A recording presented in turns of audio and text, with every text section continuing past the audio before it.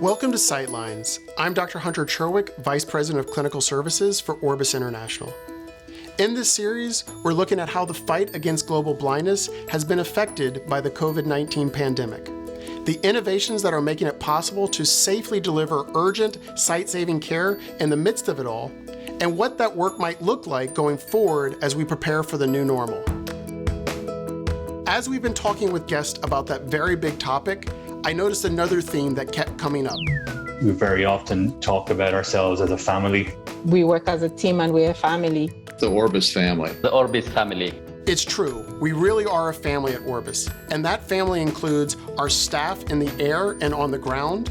It really does feel like a family when we're together, even when we're apart. Our volunteers. We all are driven by the same thing, and we all share the same values. Our partners. We love to work with Orbis as our partner. So thank you for being there. Our generous donors. That's an important factor because they're making a difference in the world. They're allowing us to operate. The doctors, nurses, and other workers we train. You know how much I love Orbis. The children and adults we treat. Flying Eye Hospital came to Mongolia and changed my life forever. And everyone who believes that nobody in the world, no baby, no child, no adult, should have to live a life of blindness simply because they were born in a place where they cannot access eye care. Right now, there are hundreds of millions of people living that reality. They are blind or visually impaired, and they don't have to be. The good news is global blindness has decreased in recent years. The bad news is, despite all the progress we've made, the problem is projected to get worse. Because of population growth, aging, and an increase in diabetes, experts say that global blindness is on track to triple by the year 2050 unless we act now. It is an enormous problem, but it's a solvable problem, even now. And the local teams and partners we work with around the world are so committed to solving it in their own communities. Our staffs and partner staff are expected to travel for about more than 3 to 4 hours on foot to travel to the village whenever it's required. We have a very dedicated staff, not only our staff, but the partner staffs and the administrative and the political leaders of the local regions are very committed to support our program. When you go someplace and you see how busy these clinics are, whether it's in Siem Reap, Cambodia, and there are 100 patients being seen that day, and yet you'd think, well, they're just going to go into survival mode and get through everyone and go home and come back and do it again. But you see people who are willing to do that kind of volume and then sit down at night and send in a consult or do a course on CyberSight. They're willing to do that on top of what they just did all day long. How can you not support someone who wants to help themselves? And when you see people do that, that gives a great sense of joy. That is why the entire Orbis family is so determined to forge ahead, safely of course, despite the pandemic.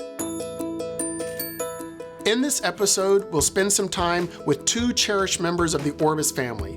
They each perform very different roles, but they share a vision of a world free from avoidable blindness. First, Nurse Sandy Burnett. Sandy has been with us for decades, initially as a staff nurse on the Flying Eye Hospital, and then as a volunteer. Then, Captain Cheryl Pitzer. Cheryl is a volunteer pilot of the Flying Eye Hospital. She too has been with us for many years. She made Orbis history as part of the plane's first ever all-woman flight crew. It is my pleasure to welcome each of them to Sightlines, starting with Sandy. Here's our conversation. One of my favorite people in the Orbis family is joining us. Nurse Sandy, as she likes to be called, is really the heartbeat of Orbis and all that we do. She's been on all 3 generations of the Flying Eye Hospital. So you're not only going to see the best of Orbis and what we do, but also hear about our history and some of amazing stories about her journey with Orbis from the very beginning years. Well, Sandy, thank you so much for being here. Where are you right now? And tell us how you're doing during this COVID crisis. Well, I'm at home in Gainesville, Florida, I work at UF Health, which is also known as Shands Hospital in the recovery pre-op area. And well, we're all just moving forward. There was a big shutdown of outpatient surgery in March, April, May, so I didn't have to work. That's fine. I work part-time. But now I'm back to working. I'm kicking it up to a second day, 2 days a week. And fortunately, all patients are pre-checked for COVID and then are asked for a 2-day isolation before coming in for surgery. So, I mean, we're all wearing masks, and if there was someone positive, we have the protective gear. Yeah, and I mean, I think you have an amazing story of how you first heard about and came to Orbis. Maybe you can talk about how Orbis came into your life and how you became part of the Orbis family the first go around as a staff. That was really fun. I was in my first year at working at Bascom Palmer. I've been in medical sales, and I had moved to Spain to learn Spanish because I grew up there and didn't know that there was another kind of Spanish spoken in the world. So I went to Spain, immersed myself, and I was not going to do medical sales. So I thought I'll go to the eye hospital at the University of Miami. And there is where I met Jeffrey Holland, a former medical director on the Orbis DC-8, who was doing a fellowship in cornea, and he talked about this airplane that flies around the world training people to do better eye surgeries. And I thought, that's the ticket for me. I was able to get on board with Orbis in 1990 and flew to Sudan with the aircraft out of Germany when the Berlin Wall was coming down. And that began my love affair and adventures with Orbis and a whole new family of friends around the world, particularly when I am working as a nurse and sharing the skills I have with fellow nurses around the world. My skills may not serve them as well, but it introduces them to a manner of communicating and teaching everyone and not waiting till surgery is done. At the beginning of getting ready in the pre-op area, you can talk a little bit about some of the adjustments that might have to be made for having an eye bandaged, or how to use the eye drops, and maybe have them do a hands-on training at that moment. Wash your hands, and here, let's put the eye drop in, blah. So that has been that affair, and then the opportunity to go to new places and then take time off before coming home and traveling around a bit has been a real nice mix of those skills and opportunity. Yeah, I would say if I was asked to describe you, I would say you're a global citizen with an incredible amount of energy, who has an incredible gift of communication, who just happens to be a nurse. How long did you stay on the Orbis plane as a staff member? And then how did you get re-engaged as a volunteer faculty member? Maybe you can talk a little bit about that as well. Well, I finished in April of 1993 after 2.5 years roughly on the DC-8. And it was time, and I had a splendid job to return to at Bascom Palmer Eye Institute in the oculoplastics department. And somewhere along that time, I think Orbis was developing a nursing education program that offered me the opportunity to go to Lima, Peru. And so that was the opportunity to deliver lectures in Spanish and show that I had those skills to afford sending me elsewhere to do training programs. Guyana was another place that I went, and Suriname and Guatemala, to do specifically nurse training programs and or help a visiting ophthalmologist do eye cases.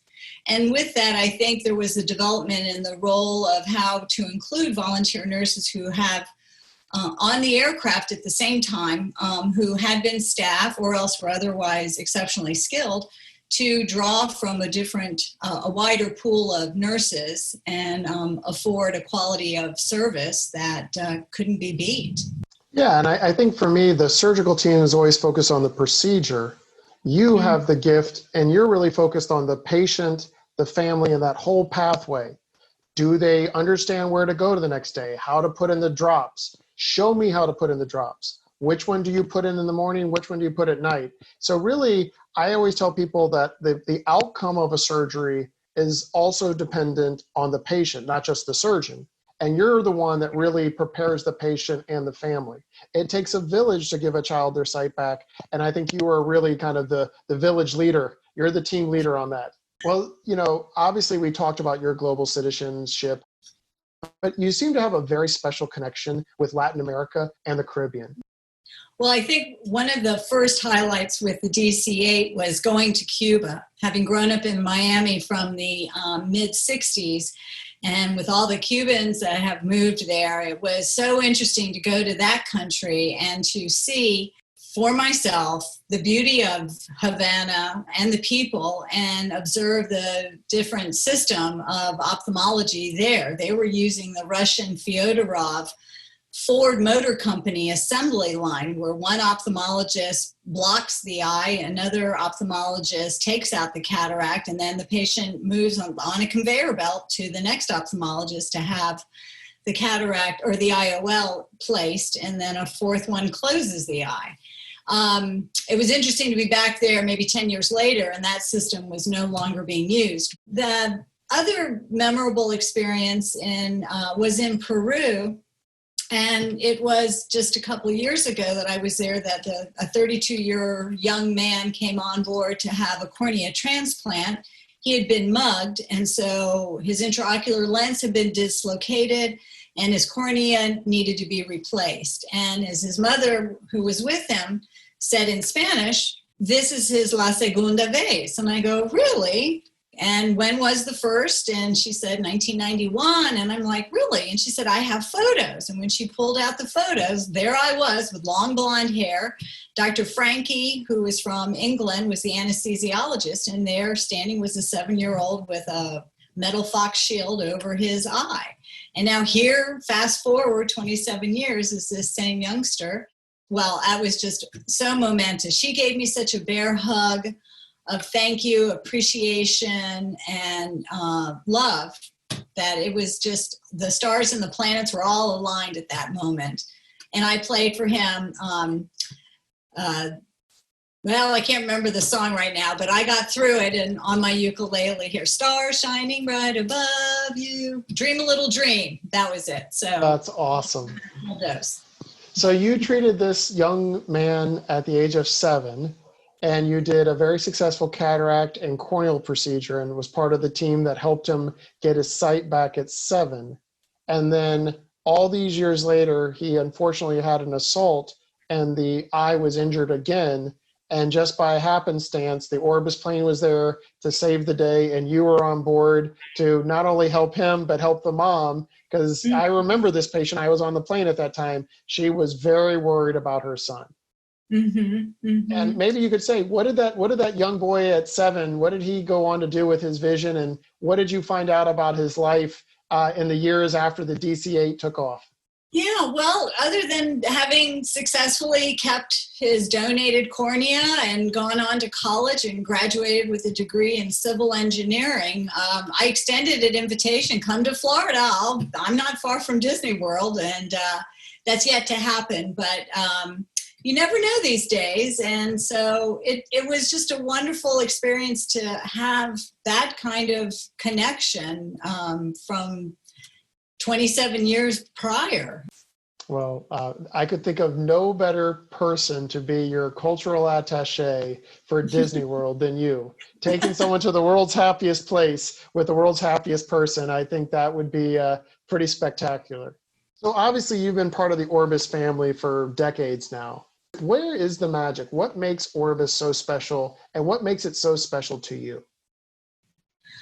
Well, I think it's just the opportunity to mix myself with like-minded people to teach and benefit folks who have improved vision, as well as the people from around the world who can do better nursing and or anesthesia, or be a kinder physician, or be a nurse who knows how to suggest to a doctor, let's not do it this way. Let's try it this way. And you know, there's a way to do that. And so that's the opportunity to do that and share skills I have. It's a great pleasure, and I enjoy doing it and look forward to returning when we can.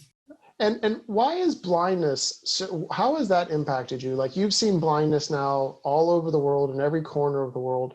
Why is that such a special disease, a special thing to treat and give someone the gift of sight? I think it back to not so much that we're trying to give someone 20/20 vision. It's the ability to function and regain some control over their lives, that without the vision, they're not a useful participant in the village. They can't watch the cattle. They can't go out to the well to get water. They may not marry. And helping people to see is a prime motivator. I don't want to give up my other senses, but boy, if I don't have one useful eye, you're sunk. And if you can have it surgically repaired, so now you have two functioning eyes, all the better. And having trained ophthalmologists and nurses around the world and other ophthalmic technician healthcare givers is the name of the game. Kind of like you, I've bounced on and off the Orbis plane for, the better part of 15 years. And people ask me, the faces and the names change, but what is consistent? And I always joke and I say it's the same circus, different clowns. That it's this unbelievable carefree spirit, people who really want an adventure. They want something that's going to change their life and the lives of others. Tell me what keeps drawing you back. What is that energy? What is that magic that I've only seen on the Orbis Flying Eye Hospital? Yeah. What is that magic for you? The magic is seeing a light bulb go off in their head. When you just see a spark in someone's eyes, like they get it. You've been given the boost of confidence to say, no, doctor, you keep your hands, you hold the instrument up and I'll put the new instrument there, or something of that kind. And I guess just giving them an opportunity that they wouldn't have if Orbis hadn't come around to share the repertoire of skills that we all, that the clowns that we bring to the circus share. So that's what I like to share, is with doctors, ophthalmologists around the world, that build up your nurses and make them more skillful with your knowledge, and your patients will see the unity and the commitment to care that comes more holistically. I don't really like that word, but when they see a strong nurse with the doctor and a strong ophthalmic technician supported by the ophthalmologist, it just creates the best propaganda that you want to go there and have your eye surgery, because these people have their act together and they're using and teaching.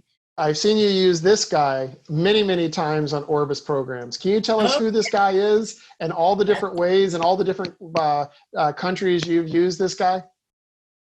Well, that's Seymour the bear, and he is gifted to the pediatric patient of all ages. If that reaches someone as an adult, then that's fine too. But it's a way of sharing the eye care that we'll be doing, in terms of perhaps putting an IV in the arm, putting a bandage on the arm, and also just putting a patch or a plastic eye shield over the eye to help them understand that is how they will wake up after surgery, and that this is your buddy. This is who's going to help you and be right with you along for the ride, and also to go home with you. So for children, that's a great way to have something they can throw it, they can hug it, and it's comforting. Yeah, and I've seen you use it as a teaching aid, where you'll actually put a little patch. If the child's having surgery on the right eye, you'll put a patch on Seymour's right eye, and you tell them that when you wake up, your eye's going to be patched, and don't take off the patch. See, Seymour leaves the patch on. I've seen you use it not just as a comfort aid, but a teaching aid. I am betting you have given more bears around the world than pretty much anybody. You're like Santa Claus, except you don't use reindeer, you use the Flying Eye Hospital. Right, thank you. Yes, I like that.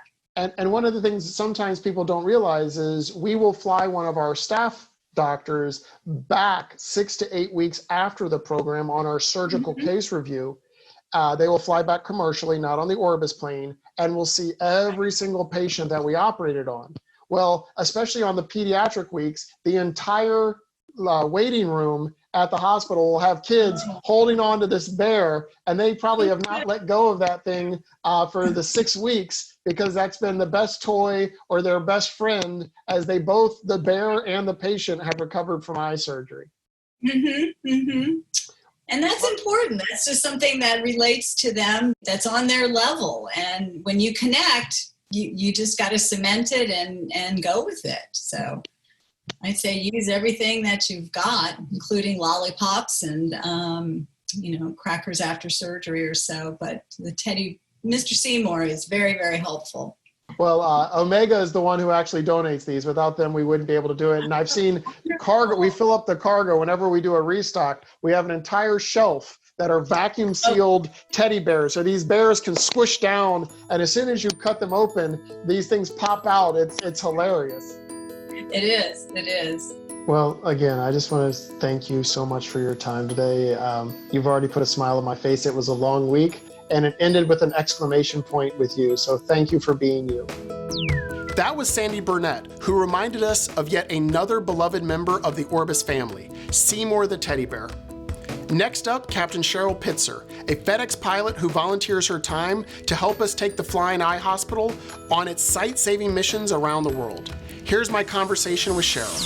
Cheryl, thank you so much for joining us. Where are you right now in the world? Well, thanks for having me. And right now I am in Anchorage, Alaska, and it's cold and rainy. Okay, well, I appreciate you making the time. I know, as always, we're working across time zones at Orbis, and certainly we appreciate all that you and FedEx are doing to keep things going now during the COVID crisis. I think you have one of the more interesting backgrounds of all the FedEx pilots I've gotten to know over the years. Maybe you could tell us about how you got started in aviation and how you've come up through the ranks in FedEx. Sure. Well, when I was in college, I sold spring break trips. And by doing that, I was able to take free spring break trips and take my friends on free spring break trips. And so when I got out of college, my degree was in marketing and advertising. And I wanted to go on vacation for free for the rest of my life.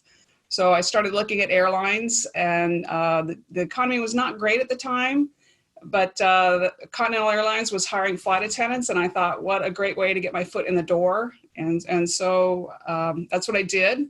I was a flight attendant for 4 years, and during that time I was constantly in the cockpit asking questions and learning about the process to become a pilot.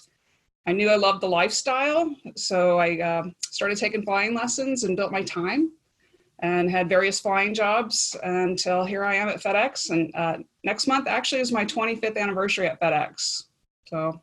Well, that's fantastic. And I will say it's an absolute pleasure working with you. You are one of the most high energy people, and I always feel great when you're on board. Things just go smoothly when Cheryl's involved. And certainly all of us want to take a moment and thank you and your husband, Pete, who also volunteers as a pilot for Orbis. I think you two are the first husband and wife duo that's ever flown Orbis One. So you have a lot of honors in your journey as a pilot. Clear to land runway 21. Crew band, runway 21, Orbis 1. One of the things I definitely wanted to ask you was, when did you first hear about Orbis, and how did you first become involved? I think the first time I ever heard about Orbis was at Oshkosh, probably 10, 15 years ago. Oshkosh is a major air show, and my husband and I were there, and I'd seen the airplane. I'd heard the name before, but I didn't know much about it. And we stopped and saw the airplane, and I just thought it was amazing. And at that time, FedEx and United pilots were combining the duties of operating the airplane. And then I knew FedEx had donated the new MD-10 aircraft to Orbis, and I knew that they would need some more help with the MD-10 in particular, because it's a unique aircraft that only FedEx operates. So I contacted the chief pilot of Orbis, Gary Dyson, and offered to help out. I was an instructor and an evaluator at FedEx at the time on that aircraft, and I just told him if he needed help training the pilots that I'd be happy to jump in. And he actually ended up inviting me to join the pilot cadre for Orbis, which is a huge honor. It's really, there's a long line of people that want to do it because Orbis does such great work, really incredible. So it's very humbling. Obviously, you all are just a top-notch crew. One of the things that I always feel very confident in, you all in the front of that plane, just like our volunteer faculty, are kind of the top of your field and literally have decades of flying and training experience. It's not unusual when we sit there and listen to you all talking and we ask, well, sometimes we'll have a century of aviation experience just in that one cockpit. So it really is fun working with you all and kind of learning about aviation. One of the things, obviously, you love travel. You said that's one of the reasons why you got involved with aviation to begin with, was not only the challenge, but the lifestyle. Maybe you can tell us where some of the most memorable experiences you've had with Orbis have taken place and what those moments have meant to you as both a pilot and a person. Well, flying with Orbis is a much bigger challenge in a good way than flying with FedEx. FedEx, we have normal routes and we do fly all over the globe. We have scheduled service to pretty much everywhere, including Africa now, which is new for us. And so you have people that help you along the way. You have staff, the ground support's already there. People follow our flight plans for us. They order our fuel. You know, we as pilots are able to just concentrate on actual, just flying the airplane at the scheduled time. With Orbis, we're going to places that we don't have all the services that we're used to.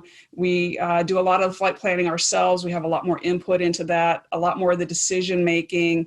And Orbis does a fantastic job of looking ahead at where we're going to go, and they have all the appropriate information that we need for us to make those decisions and decide the best times to fly and the winds and the weather and whatever else may be needed. But we're just much more involved into a lot more remote places with Orbis. But that's what I like about it. That's what makes it fun. One challenging place that sticks out in my experience was Mongolia. And you can only go in one way and out the same way because of the terrain, and the weather has to be just perfect and the winds have to be just perfect. So it takes a team effort to have the hospital packed up and everybody ready to go at a moment's notice when conditions are exactly right. And like I said, we're very heavy, so the temperatures have to be a certain way to get a heavy aircraft off that runway safely. So it's fun. Well, you all make it look easy, and I think that's what any expert does, is take a challenging situation, keep their composure, execute, and really, to the outside observer, make it look easy. I can tell you, I was on that flight, and you all made it look like it was just another day in the office. So, hats off to you. And again, that speaks to your training and how you all have trust as a team in that cockpit. What about from a personal standpoint? What did you see on that program? What do you see on Orbis programs that really kind of touch you as a human being and connect you to our mission?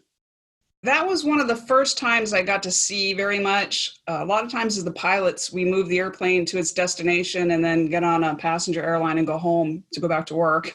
So Mongolia is one of the times that I actually got to meet a few of the people. And in fact, one was Bolgan, who is now an ambassador for Orbis. And it was so interesting to meet her because she was so thankful and really, really wanted to give back. And I think that speaks volumes to what Orbis does. And it's really amazing. And it's amazing to get to know the people and hear about their country and what's really going on and not what you see in the news. So that's some of my favorite parts. Yeah, and again, I think one of the things people don't realize as FedEx, you're delivering gifts, for the holidays, birthday gifts, but the most important gift that I see FedEx delivering is the gift of sight. Whether it's delivering corneas for transplantation, or if it's delivering the supplies to load up Orbis One, or bringing the Flying Eye Hospital into these countries safely and letting us set up and do our training and our patient care programs. So again, to me, I love it when the pilots can stay and be part of the power and get to know the patients that all the good work that you do to support our mission brings. So again, just a huge thank you. Thanks. Well, and it's funny. So at FedEx, I know I have a plane full of stuff. I don't necessarily know what's back there. 99% of the time, I have no idea what's back there or how important it is to the people that are receiving those packages. But with Orbis, I do know. And I think that's part of the reason I find it so rewarding. Even if I'm not staying after delivering the airplane to see the actual surgeries or meet the patients, I know what I've delivered to them. And that's what's so rewarding about it. Yeah, and again, we're talking about your incredible accomplishments in aviation, and people may not know that Orbis took the first flight in 1982 in a DC-8 aircraft, and now we're on our third generation aircraft, an MD-10. But you and your coworker and friend and fellow co-pilot Cindy Berwin actually made Orbis history when you flew the first unmanned flight, and we had an all-female pilot crew. And I remember we were talking with you and you said, for me, it was just another flight. The strange thing is that we're still talking about things like this. Maybe you could expand upon that and talk about what you think about, being the first all-female crew to fly Orbis One. Well, Cindy and I have flown many times at FedEx, and I think that's where my comment came from, that it just seemed like a normal day to me. It's interesting, especially now that diversity and inclusivity is such a big topic. We don't have very many female pilots. I think only 4% maybe in the airline world are pilots. At FedEx, we have a little over 200 female pilots, and I think only 77 captains. So we are a minority when you look at it that way. And maybe it's just because I have no other perspective than being a female pilot. It doesn't seem strange to me. And it does seem strange when we make a big deal about the first female crew at Orbis. To Cindy and I think it didn't really seem that strange.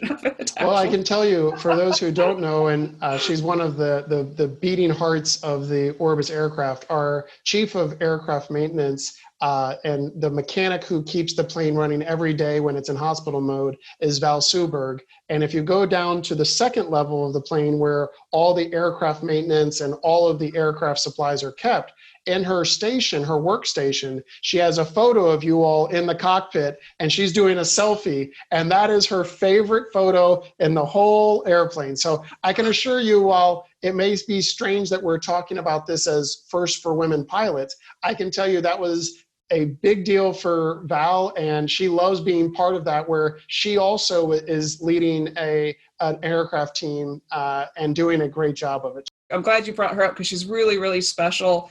And what's interesting is there are far fewer female aircraft mechanics than there are pilots. So for me, I love seeing her as part of Orbis and leading that team, because it is that really is unusual. And she really, she knows her stuff and does a great job. And every time I step on that airplane, I know everything is going to be perfect. So yeah, I think that's one of the things that makes Orbis so exciting, is that you're going to places that probably you would not sometimes always go, and you're bringing something very special with you. So, whenever we have children come on the plane, either as patients or during Goodwill tours or during air shows, like how you got introduced to Orbis, I always ask children, do you want to be a doctor or a pilot when you grow up? And sadly, 90% say pilot.